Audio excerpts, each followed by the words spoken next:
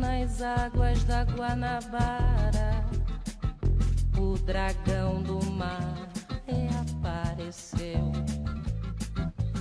na figura de um bravo feiticeiro, a quem a história não esqueceu. Conhecido como navegante negro, tinha a dignidade de um mestre-sala, e ao acenar pelo mar, na alegria das regatas, foi saudado no porto pelas mocinhas francesas, jovens polacas e por batalhões de mulatas. Rubras cascas jorravam das costas dos santos entre cantos e chibatas, inundando o coração do pessoal do porão, que a exemplo do feiticeiro gritava então: glória aos piratas, às mulatas, às sereias, glória à farofa, à cachaça, às baleias, glória a todas as lutas inglórias que através da nossa história não esquecemos jamais.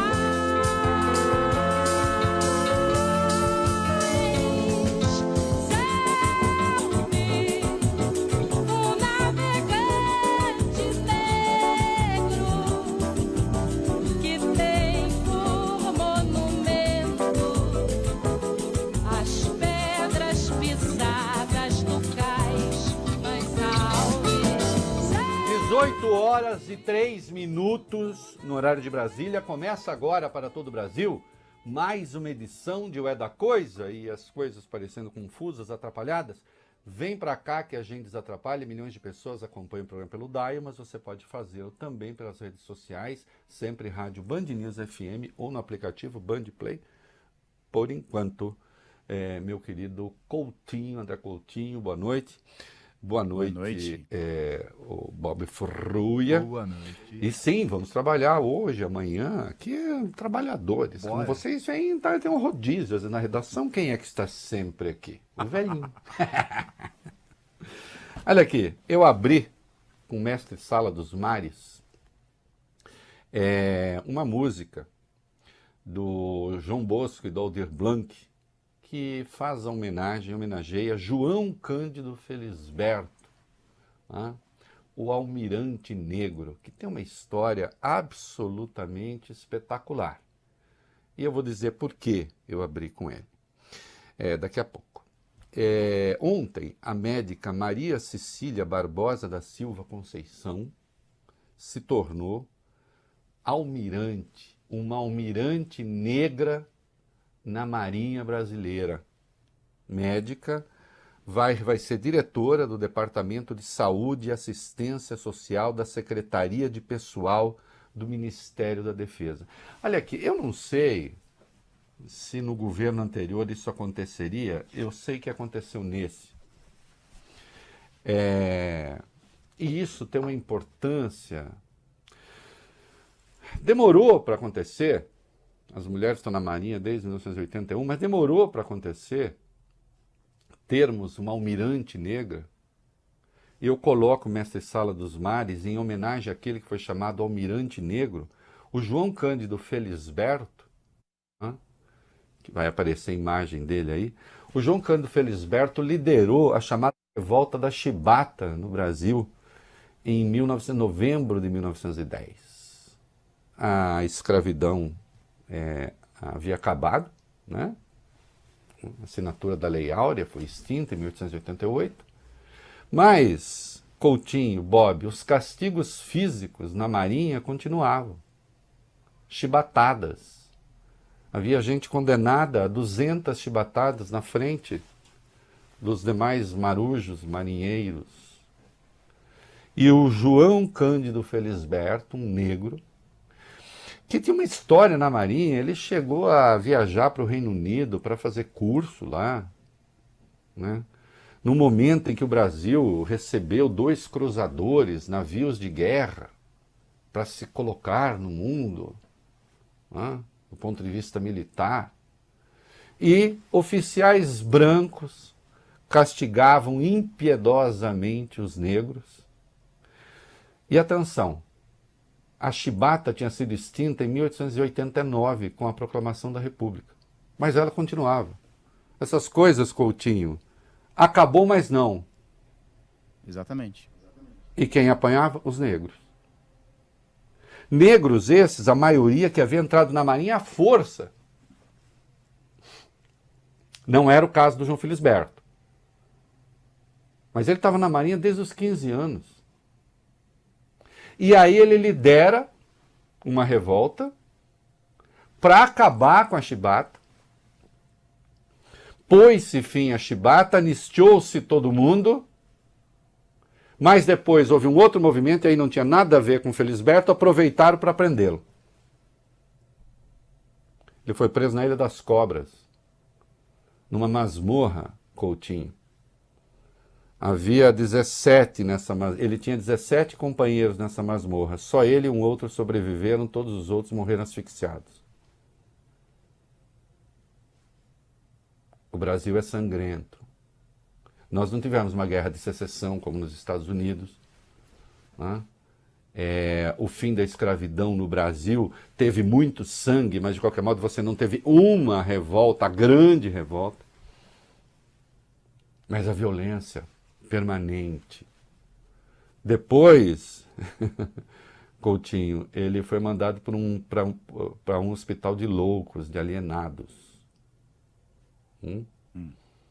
Ficou mais um tempo preso, depois saiu, né? E ficou fazendo biscate, um dos maiores heróis brasileiros.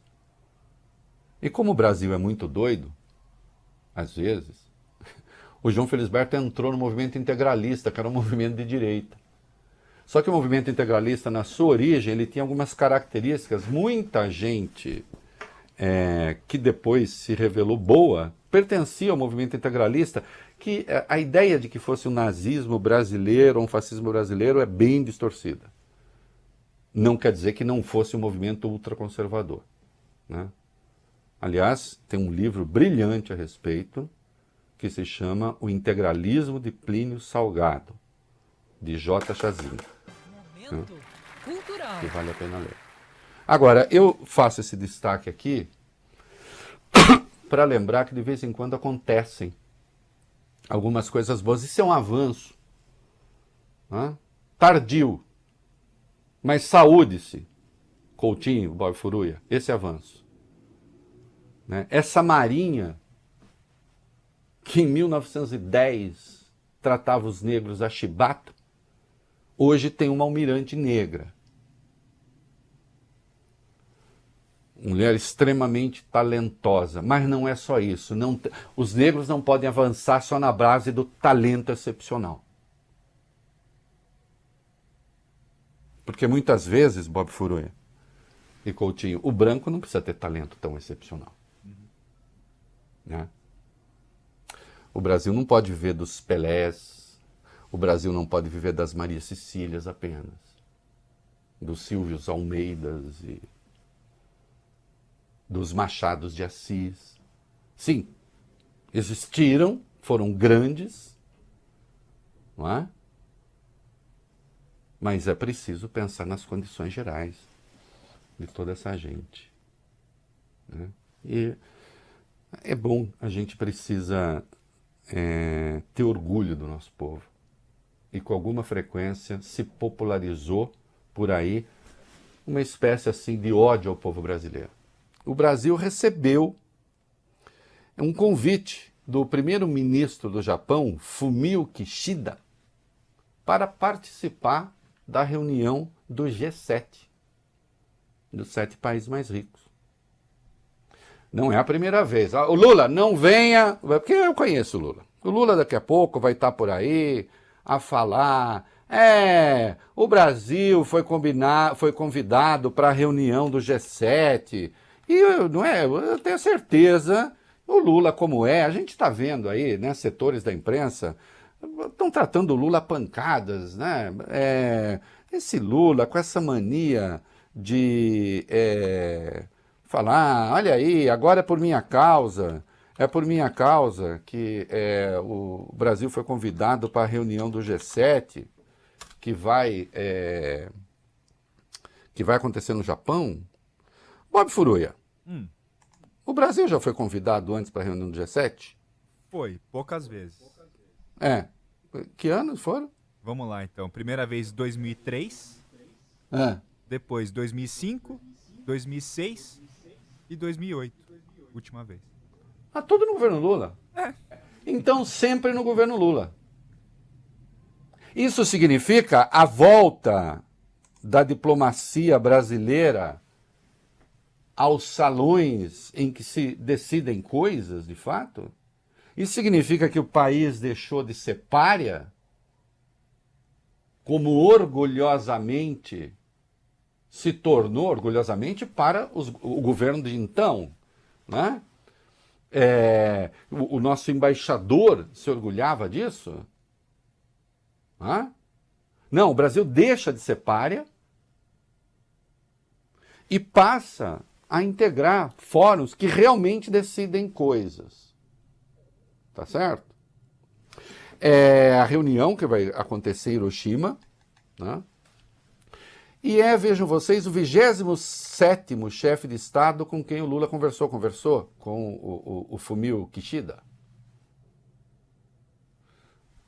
Não fez nem 100 dias de governo, vai fazer só segunda-feira, minha coluna na Folha sobre isso.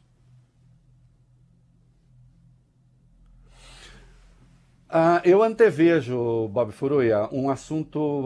Vão encher o saco do Lula. Olha só, isso é linguagem, né? Vão pressionar o Lula para que o Lula se some aos esforços contra a Rússia no caso da guerra da Ucrânia. E o Brasil já disse, condenou, e o Lula de novo condenou hoje, a ocupação de áreas da Ucrânia pela Rússia, a invasão com ocupação. Agora, o Brasil integrar esforços de guerra, eu acho que não vai. Porque o Brasil quer uma solução negociada e os 7 países sabem disso. Portanto, o Brasil está sendo chamado para ser ouvido. Entendem? O Brasil está sendo chamado para ser ouvido. Outro dia eu vi um banana aí, uma pessoa equivocada, Bob Furuya. Viu, Coutinho? Uma pessoa equivocada. Sim. Assim, um pouco enfesada. Tem uma falsa etimologia aí que a pessoa enfesada é aquela que está cheia de fezes. Não é. É uma falsa etimologia. Mas nesse caso poderia ser, Bob Furuya. Entendo. Poderia ser. Esse de que falo poderia ser, querido Coutinho. É gente que costuma ter uma distância muito curta. Vocês sabem que há 2 órgãos que têm muitos neurotransmissores, né? São 2. Neurotransmissores estão em 2 órgãos. O que mais tem é cérebro. Sim. Em segundo lugar é o intestino. Né? E tem gente que às vezes parece, né, que pensa mais com os outros neurônios. Tem gente que tem uma distância muito curta entre o intestino e o cérebro.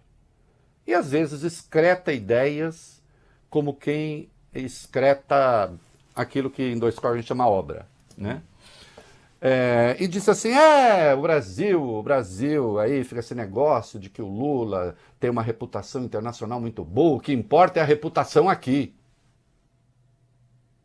Que é uma forma de desdenhar a importância que se dá ao Brasil e ao próprio presidente.